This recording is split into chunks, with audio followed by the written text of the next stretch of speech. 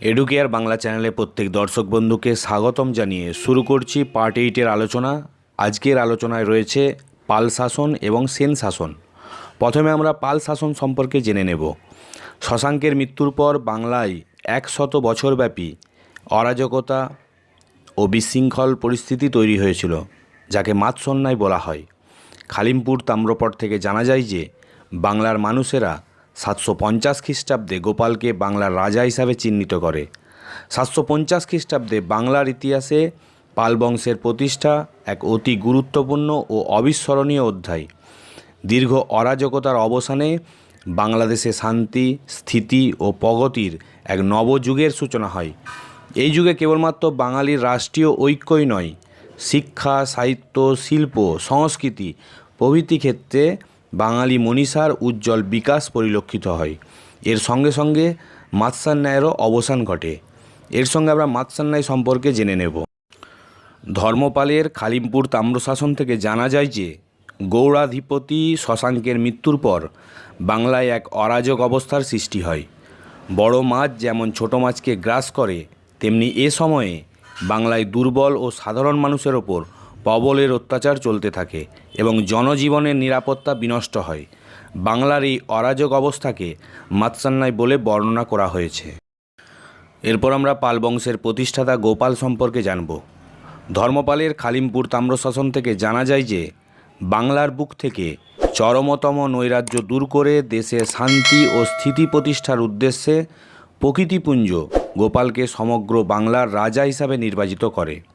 গোপালের সিংহাসন লাভকে রমেশচন্দ্র মজুমদার ইংল্যান্ডের গৌরবময় বিপ্লবের সঙ্গে তুলনা করেছেন।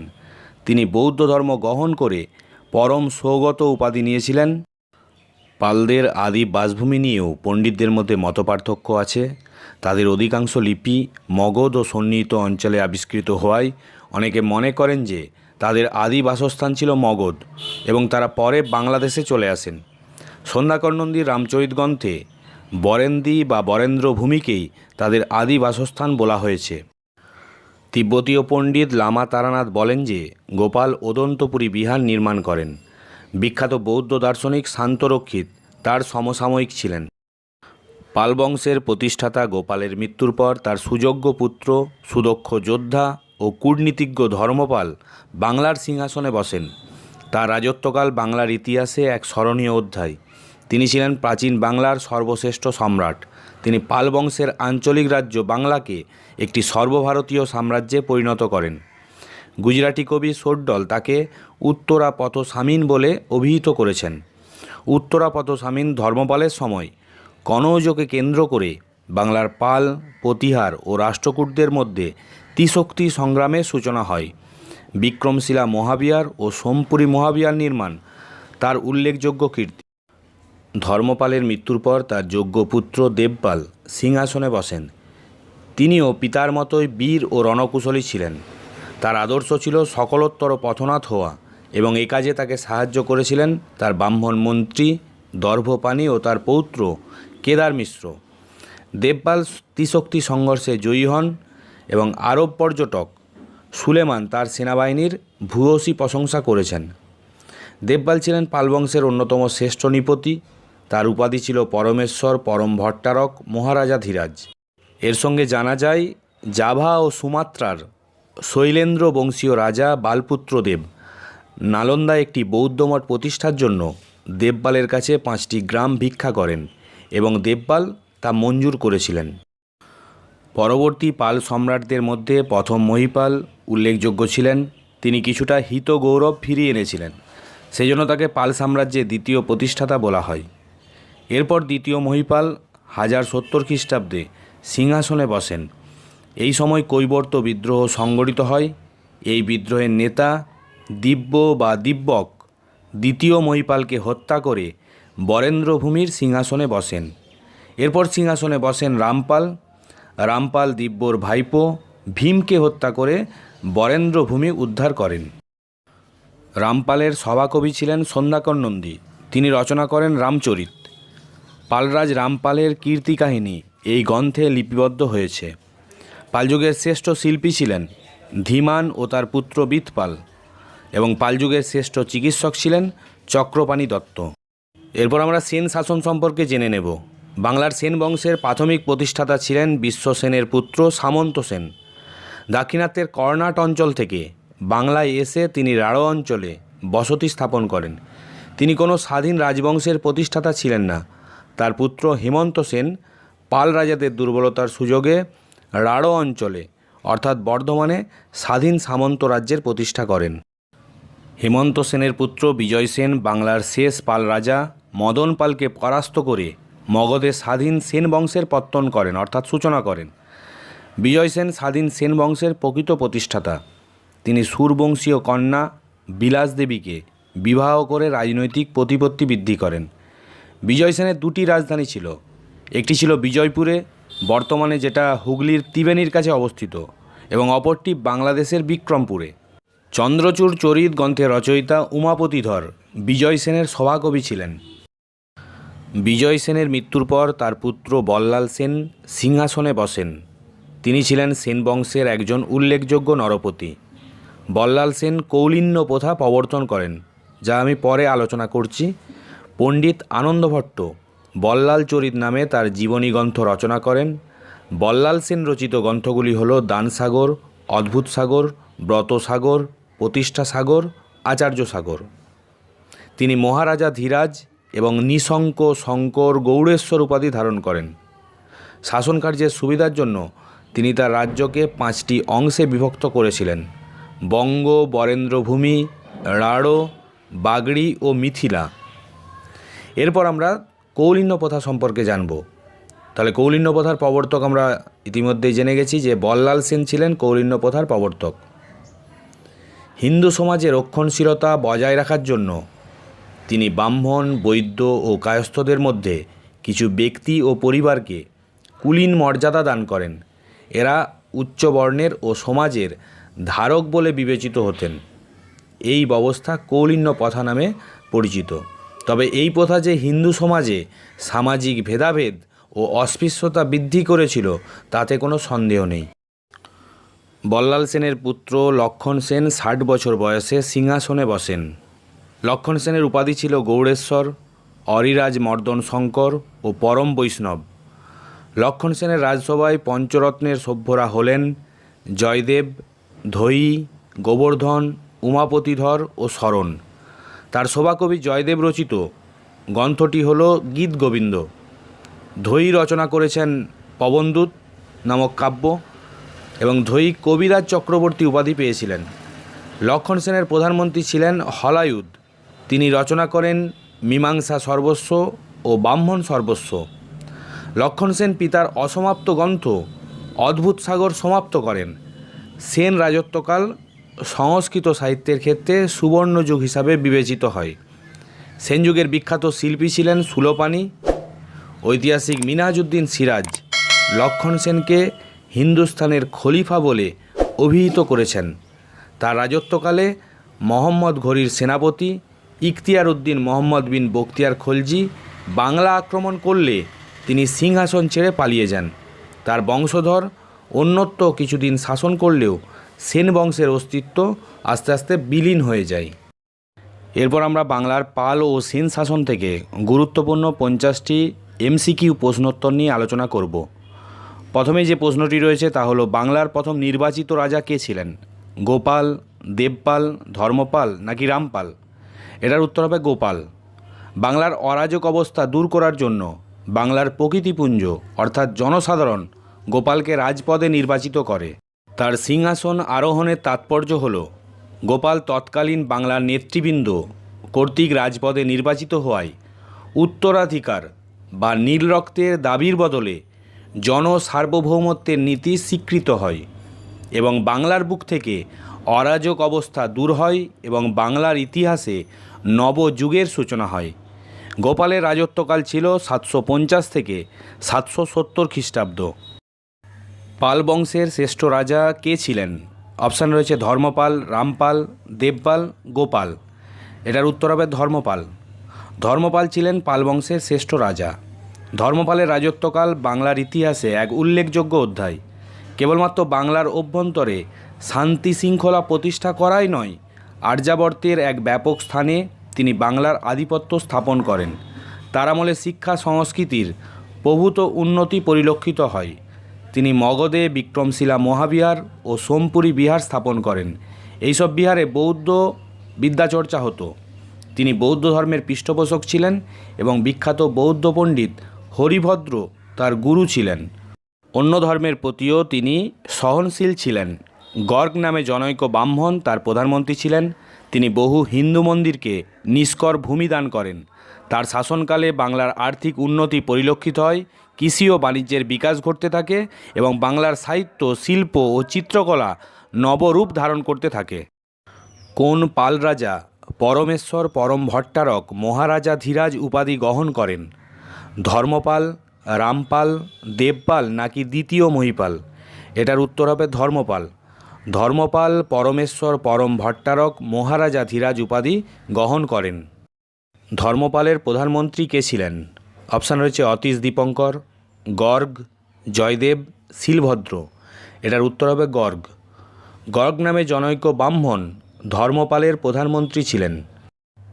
নিজে বৌদ্ধ ধর্মের পৃষ্ঠপোষক হলেও তিনি কিন্তু পরধর্মমত সহিষ্ণু ছিলেন এবং জ্ঞানীগুণী মানুষের কদর করতেন।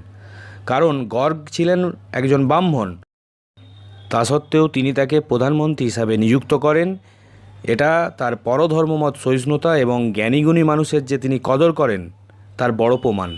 কৈবর্ত বিদ্রোহের নায়ক কে ছিলেন? অপশান রয়েছে গোপাল, ধীমান, দিব্য বা দিব্যক, বিটপাল। এর উত্তর হবে দিব্য। এবং কৈবর্ত বিদ্রোহ সম্পর্কে আমরা জেনে নেব। পালরাজ দ্বিতীয় মহিপালের আমলে উত্তরবঙ্গের সামন্ত রাজা দিব্য বা দিব্যক বিদ্রোহ ঘোষণা করেন এবং দ্বিতীয় মহিপালকে পরাজিত ও নিহত করে উত্তরবঙ্গে একটি স্বাধীন রাজ্য প্রতিষ্ঠা করেন। দিব্য জাতিতে কৈবর্ত ছিলেন বলে তার বিদ্রোহ কৈবর্ত বিদ্রোহ নামে খ্যাত। এই বিদ্রোহের কারণ হল পালরাজ দ্বিতীয় মহিপালের কুশাসনে ক্ষুব্ধ হয়ে তার সামন্ত রাজা দিব্য ক্ষমতা দখলে প্রয়াসী হন এবং বৌদ্ধ ধর্মাবলম্বী পাল রাজারা মৎস্য হত্যা নিষিদ্ধ করলে জেলে কৈবর্তরা আর্থিক সংকটের মুখে পড়ে। তাই ক্ষুব্ধ কৈবর্ত সামন্ত রাজা দিব্য বিদ্রোহ ঘোষণা করেন এবং এই কৈবর্ত বিদ্রোহ সম্পর্কে জানার উৎস হল রাজা রামপালের সভাকবি সন্ধ্যাকর নন্দীর রামচরিত গ্রন্থ। বিক্রমশিলা বিহারকে নির্মাণ করেন? অপশান রয়েছে ধর্মপাল, রামপাল, দ্বিতীয় মহিপাল নাকি গোপাল। এটার সঠিক উত্তর হয়ে যাবে ধর্মপাল। ধর্মপাল মগধে বিক্রমশিলা বিহার বা বৌদ্ধ বিহার নির্মাণ করেন। পাল বংশের শেষ শক্তিশালী রাজা কে ছিলেন? অপশান রয়েছে ধর্মপাল, প্রথম মহিপাল, দ্বিতীয় মহিপাল, রামপাল। এটার উত্তর হবে রামপাল। রামপাল ছিলেন পাল বংশের সর্বশেষ উল্লেখযোগ্য নরপতি। পাল রাজ্য এবং ব্যক্তিগত জীবনের এক সংকটময় পরিস্থিতিতে সিংহাসনে বসে তিনি কেবলমাত্র বরেন্দ্রী পুনরুদ্ধারই করেননি, পরাক্রমশালী শত্রুর আক্রমণের হাত থেকে তাকে রক্ষা করেন এবং খণ্ড বিখণ্ড বাংলাকে আবার ঐক্যবদ্ধ করেন। এজন্য তাকে তৃতীয় পাল সাম্রাজ্যের প্রতিষ্ঠাতা বলা হয়। তিনি প্রায় 42 বছর রাজত্ব করেন। দ্বিতীয় পাল সাম্রাজ্যের প্রতিষ্ঠাতা কে ছিলেন? ধর্মপাল, প্রথম মহিপাল, রামপাল নাকি দেবপাল? এটার উত্তর হবে প্রথম মহিপাল। প্রথম মহিপালকে পাল সাম্রাজ্যের দ্বিতীয় প্রতিষ্ঠাতা বলা হয়। প্রতিবেশী রাজ্যগুলির আক্রমণে পাল সাম্রাজ্য প্রায় ভেঙে পড়েছিল। প্রথম মহিপাল আক্রমণকারীদের প্রতিহত করে গোটা বাংলাদেশ এবং উত্তর ও দক্ষিণ বিহার পুনরুদ্ধার করে পাল সাম্রাজ্যকে পুনর্জীবিত করেন। তাই তাকে পাল সাম্রাজ্যের দ্বিতীয় প্রতিষ্ঠাতা বলা হয় এবং তার সময়কাল ছিল আনুমানিক 981 থেকে 1029 খ্রিস্টাব্দ। কোন পাল রাজা উত্তরা পথস্বামী বা উত্তরা পথস্বামীর নামে খ্যাত হন? অপশান রয়েছে প্রথম মহিপাল, ধর্মপাল, দ্বিতীয় মহিপাল, দেবপাল। এটার উত্তর হবে ধর্মপাল। পালরাজ ধর্মপালকে জনৈক গুজরাটি কবি উত্তরা পথস্বামী বলে অভিহিত করেছেন এবং কেন উত্তরা পথস্বামী বলেছেন সে সম্পর্কে জেনে নেব। ধর্মপাল বাংলার পাল রাজ্যকে উত্তর ভারতীয় সাম্রাজ্যে পরিণত করেন এবং কিছুকালের জন্য তিনি সমগ্র উত্তর ভারতের অধীশ্বর হয়েছিলেন। উত্তর ও পশ্চিম ভারতে বহু ক্ষুদ্র রাজা তার আনুগত্য স্বীকার করেছিলেন। এই কারণে ধর্মপালকে উত্তরা পথস্বামী বলা হয়েছে। বাদল নয়, এটা বাদাল হবে। বাদাল স্তম্ভলিপিতে কার কীর্তিকাহিনীর কথা উল্লিখিত আছে? ধর্মপালের, মহিপালের, দেবপালের নাকি রামপালের? এটার উত্তর হবে দেবপালের। বাদাল স্তম্ভলিপিতে দেবপালকে উত্তরে হিমালয় থেকে দক্ষিণে বিন্ধ্য পর্বত এবং পূর্ব সাগর থেকে পশ্চিম সাগর পর্যন্ত বিস্তৃত সমগ্র উত্তর ভারতের অধীশ্বর হিসাবে বর্ণনা করা হয়েছে। সমকালীন রাজনৈতিক পরিস্থিতি তাকে এই বিশাল সাম্রাজ্য প্রতিষ্ঠায় অনুপ্রাণিত করেছিল। তার সময়কাল 810 থেকে 850 খ্রিস্টাব্দ। আরব দেশীয় পর্যটক সুলেমান কার রাজত্বকালে বাংলায় আসেন? ধর্মপালের রাজত্বকালে, রামপালের রাজত্বকালে, দেবপালের রাজত্বকালে নাকি দ্বিতীয় মহিপালের রাজত্বকালে? এটার উত্তর হবে দেবপালের রাজত্বকালে। দেবপালের রাজত্বকালে আরব দেশীয় পর্যটক সুলেমান বাংলায় এসেছিলেন এবং তিনি দেবপালের সেনাবাহিনীর ভূয়সী প্রশংসা করেছেন। চোল রাজা রাজেন্দ্র চোল কোন পাল রাজার আমলে বাংলাদেশ আক্রমণ করেন? ধর্মপাল, দেবপাল, প্রথম মহিপাল নাকি রামপাল? এটার উত্তর হবে প্রথম মহিপাল। চোলরাজ রাজেন্দ্র চোল বাংলাদেশ আক্রমণ করেন এবং দক্ষিণ রাঢ় অঞ্চল জয় করে গঙ্গৈকণ্ড উপাধি ধারণ করেছিলেন। তখন বাংলার রাজা ছিলেন পাল বংশের প্রথম মহিপাল। কোন পাল রাজা রামাবতীতে নতুন রাজধানী স্থাপন করেন? অপশান আছে ধর্মপাল, দ্বিতীয় মহিপাল, দেবপাল, রামপাল। এটার উত্তর হবে রামপাল। রামপাল গঙ্গা ও করতোয়া নদীর সঙ্গমস্থলে নতুন রাজধানী রামাবতী প্রতিষ্ঠা করেন এবং রামচরিত গ্রন্থে এই নগরীর সুন্দর বর্ণনা আছে। পাল বংশের রাজারা কোন ধর্মাবলম্বী ছিলেন? অপশান আছে জৈন, হিন্দু, বৌদ্ধ, কোনোটিই নয়। এটার উত্তর হবে বৌদ্ধ। পাল রাজারা বৌদ্ধ ধর্মাবলম্বী ও বৌদ্ধ ধর্মের পৃষ্ঠপোষক ছিলেন। এই সময় ভারতের অন্যান্য স্থানে বৌদ্ধ ধর্ম দুর্বল হয়ে পড়ে এবং বাংলা ও বিহারই তখন বৌদ্ধ ধর্মের একমাত্র আশ্রয়স্থলে পরিণত হয়। পাল যুগে বহু বৌদ্ধ বিহার ও বৌদ্ধ শিক্ষাকেন্দ্র প্রতিষ্ঠিত হয়েছিল। পাল যুগের শ্রেষ্ঠ বন্দর কোনটি? অপশান আছে তাম্রলিপ্ত, কল্যাণ, ভৃগুগচ্ছ, মহাবলীপুরম। এটার উত্তর হবে তাম্রলিপ্ত। তাম্রলিপ্ত ছিল পাল যুগের শ্রেষ্ঠ বন্দর। পাল যুগে চিকিৎসা গ্রন্থ কে লেখেন? অপশান আছে নাগার্জুন, সন্ধ্যাকর নন্দী, চক্রপাণি দত্ত, শ্রীধর। এটার উত্তর হবে চক্রপাণি দত্ত। তিনি আয়ুর্বেদ দীপিকা, ভানুমতি, শব্দচন্দ্রিকা, চিকিৎসা সংগ্রহ প্রভৃতি গ্রন্থের প্রণেতা ছিলেন। ধীমান ও বিতপাল কে ছিলেন? পাল যুগের দুজন বিখ্যাত ভাস্কর, পাল যুগের দুজন সাহিত্যিক, গুপ্ত যুগের দুজন বিখ্যাত ভাস্কর নাকি কুষাণ যুগের দুজন শিল্পী? এটার উত্তর হবে পাল যুগের দুজন বিখ্যাত ভাস্কর। ধীমান ও বিতপাল ছিলেন পাল যুগের শ্রেষ্ঠ ভাস্কর। দাইভাগ গ্রন্থের রচয়িতা হলেন বিজ্ঞানেশ্বর, সন্ধ্যাকর নন্দী, জিমুদবাহন, শান্তিরক্ষিত। এটার উত্তর হবে জিমুদবাহন। দাইভাগের রচয়িতা হলেন জিমুদবাহন। এই গ্রন্থে হিন্দু সমাজে সম্পত্তির অধিকারের ব্যাখ্যা আছে। এতে মৃত স্বামীর সম্পত্তিতে স্ত্রীর অধিকার স্বীকৃত হয়েছে। মিতাক্ষরা গ্রন্থের রচয়িতাকে সন্ধ্যাকর নন্দী, বিজ্ঞানেশ্বর, শীলরক্ষিত নাকি সুরপাল? এটার উত্তর হবে বিজ্ঞানেশ্বর। মিতাক্ষরার রচয়িতা হলেন বিজ্ঞানেশ্বর। এই গ্রন্থে পিতার সম্পত্তির ওপর পুত্রদের সম অধিকার স্বীকৃত হয়েছে, কিন্তু মৃত স্বামীর সম্পত্তির ওপর বিধবা স্ত্রীর অধিকার স্বীকৃত হয়নি। অর্থাৎ যা দাইভাগ গ্রন্থে বলা হয়েছে তার ঠিক বিপরীত এটা। শান্তিরক্ষিত কে ছিলেন? অপশান আছে নালন্দা বিহারের আচার্য, বিক্রমশিলা বিহারের অধ্যক্ষ, উদন্তপুরী বিহারের আচার্য, পাল যুগের একজন সেনাপতি। এটার সঠিক উত্তর হয়ে যাবে নালন্দা বিহারের আচার্য, অর্থাৎ শান্তিরক্ষিত ছিলেন নালন্দা বিহারের আচার্য। উদন্তপুরী বৌদ্ধ বিহার কে প্রতিষ্ঠা করেন? ধর্মপাল, দেবপাল, প্রথম মহিপাল নাকি গোপাল? এটার সঠিক উত্তর হবে গোপাল। পাল বংশের প্রতিষ্ঠাতা গোপাল এই উদন্তপুরী বৌদ্ধ বিহার প্রতিষ্ঠা করেছিলেন এবং এটা জানা যায় তিব্বতীয় পণ্ডিত লামা তারানাথের বলা তথ্য থেকে।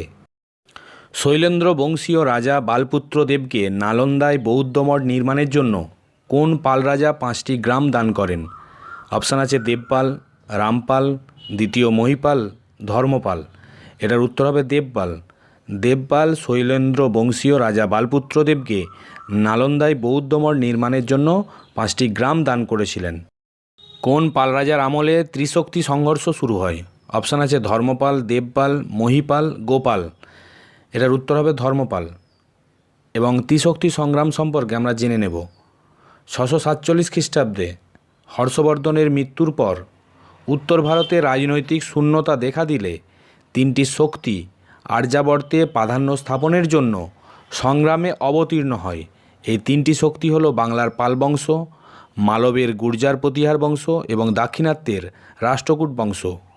গাঙ্গেয় উপত্যকা ও হর্ষবর্ধনের স্মৃতিবিজড়িত কনৌজ দখলই ছিল এই তিনটি শক্তির উদ্দেশ্য। সে যুগে কনৌজের উপর আধিপত্য প্রতিষ্ঠা ছিল মর্যাদা ও সার্বভৌমত্বের প্রতীক। তিনটি শক্তির মধ্যে এই প্রতিদ্বন্দ্বিতা ত্রিশক্তি যুদ্ধ নামে পরিচিত।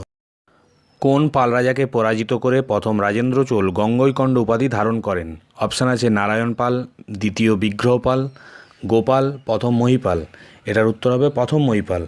প্রথম মহিপালকে পরাজিত করে প্রথম রাজেন্দ্র চোল গঙ্গৈকণ্ড উপাধি ধারণ করেছিলেন।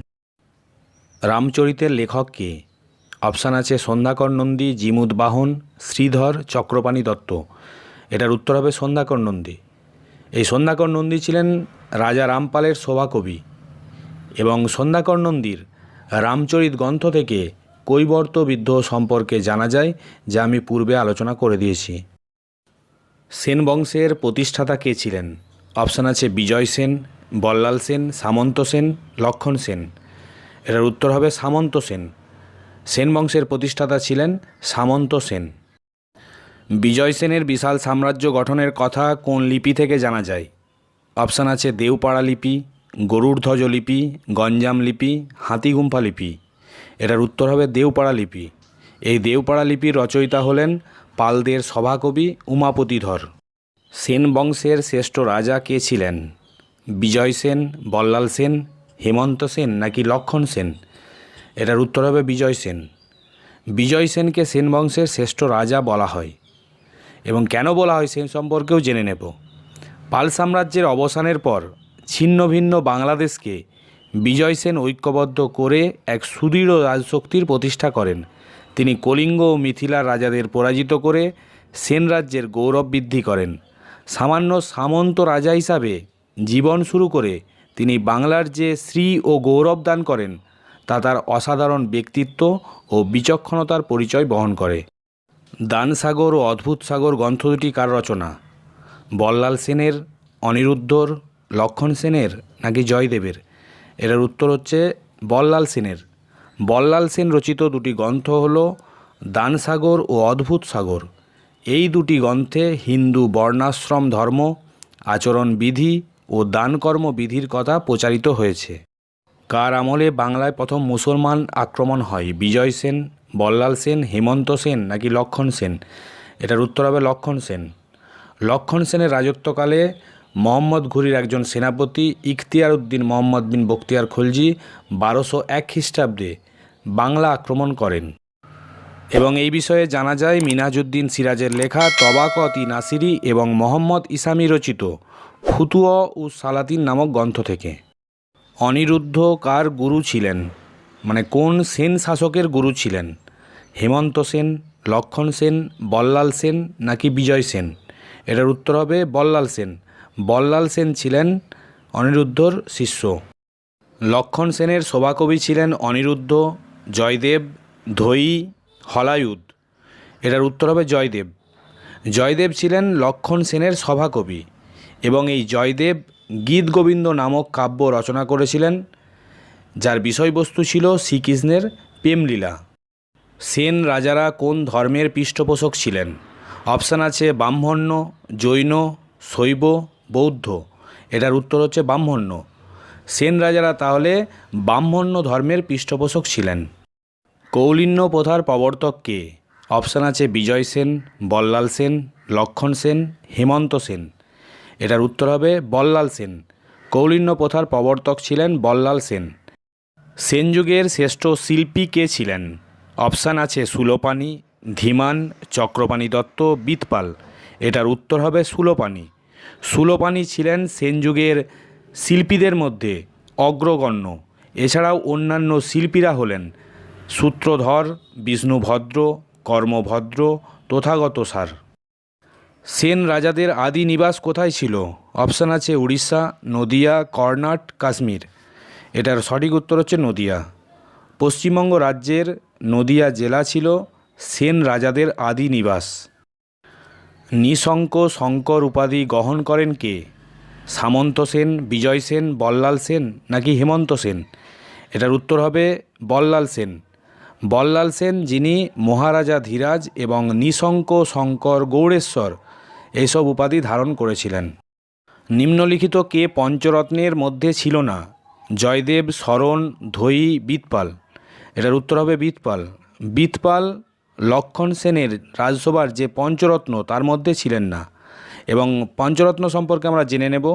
শরণ, ধৈ, গোবর্ধন, উমাপতিধর ও জয়দেব এই পাঁচজন কবি সাহিত্যিক লক্ষণ সেনের রাজসভা অলঙ্কৃত করেছিলেন, এদের একত্রে পঞ্চরত্ন বলা হয়। অন্যদিকে বিতপাল ছিলেন পাল যুগের একজন বিখ্যাত ভাস্কর। চন্দ্রচূড় গ্রন্থের রচয়িতাকে?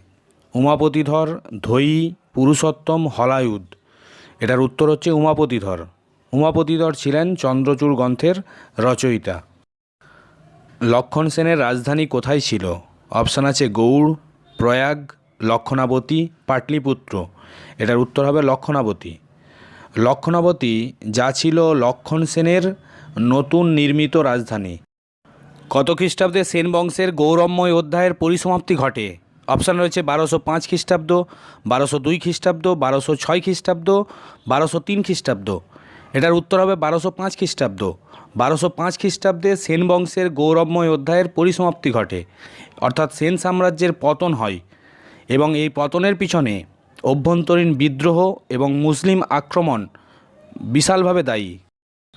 এরপর আমরা পাল ও সেন শাসনের সমসাময়িক দক্ষিণ ভারতের কিছু শক্তি যেমন চোল, পল্লব, চালুক্য, রাষ্ট্রকূট এইসব বংশ থেকেও কিছু প্রশ্নোত্তর আলোচনা করে নেব। চোল বংশের শ্রেষ্ঠ রাজা কে ছিলেন? বীর রাজেন্দ্র, রাজেন্দ্র চোল, বিজয়ালয়, প্রথম পরান্তক। এটার উত্তর হবে রাজেন্দ্র চোল। চোল শাসক রাজরাজের পুত্র প্রথম রাজেন্দ্র চোল ছিলেন চোল বংশের সর্বশ্রেষ্ঠ নরপতি। তার উপাধি ছিল মার্তণ্ড, উত্তম চোল ও গঙ্গৈকোণ্ড চোল। চোলদের রাজধানী কোথায় ছিল? অপশান আছে সিংহল, তাঞ্জোর, কাঞ্চি, বাতাপি। এটা সঠিক উত্তর হয়ে যাবে তাঞ্জোর। তাঞ্জোর ছিল চোলদের রাজধানী। হুনদের শাসন থেকে মধ্য ভারতকে কে মুক্ত করেন? নরসিংহ বালাদিত্য, মহেন্দ্র বর্মন, অমোঘ বর্ষ, কেউ নন। এটা সঠিক উত্তর হবে নরসিংহ বালাদিত্য। নরসিংহ বালাদিত্য হুনদের শাসন থেকে মধ্য ভারতকে মুক্ত করেন। বাতাপির চালুক্য বংশের প্রতিষ্ঠাতা কে ছিলেন? অপশন রয়েছে ষষ্ঠ বিক্রমাদিত্য, প্রথম পুলকেশী, দন্তি দুর্গ, প্রথম কৃষ্ণ। এটার উত্তর হবে প্রথম পুলকেশী। প্রথম পুলকেশী ছিলেন বাতাপির চালুক্য বংশের প্রতিষ্ঠাতা। পল্লব বংশের শ্রেষ্ঠ নরপতি ছিলেন শিবস্কন্দ বর্মন, প্রথম মহেন্দ্র বর্মন, প্রথম নরসিংহ বর্মন, বিষ্ণুগোপ। এটার উত্তর হবে প্রথম নরসিংহ বর্মন। প্রথম নরসিংহ বর্মন ছিলেন পল্লব বংশের শ্রেষ্ঠ নরপতি।